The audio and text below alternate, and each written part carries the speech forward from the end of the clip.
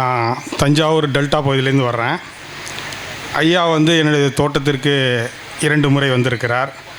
நான் கடந்த ஒரு 9 மாதத்துக்கு முன்னாடி இங்கே வந்து கூட்டத்தை அட்டன் பண்ணிவிட்டு, அதன் பிறகு 3 முறை தென்னைக்கு நான் 14 ஏக்கர் தென்னை வைத்துள்ளேன்.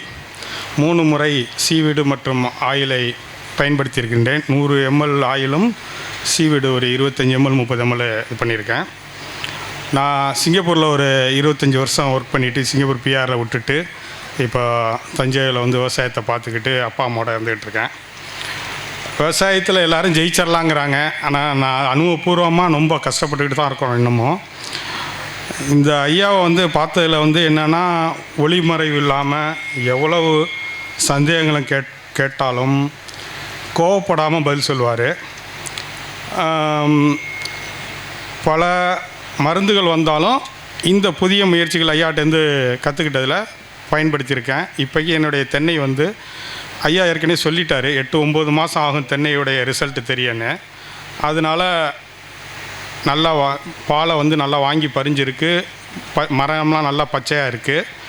தொடர்ந்து நான் அதை கொடுத்துக்கிட்டு இருப்பேன். இப்போ புதிய தொழில்நுட்பமும் ஐயா சொல்லியிருக்கிறாரு, அதையும் பயன்படுத்த போகிறேன். அடுத்து வந்து நெல்லுக்கு வந்து நான் 1 ஏக்கர் ட்ரை பண்ணேன். 42 மூட்டை வந்துச்சு. எங்கள் ஏரியாவில் 60 கிலோ மூட்டை.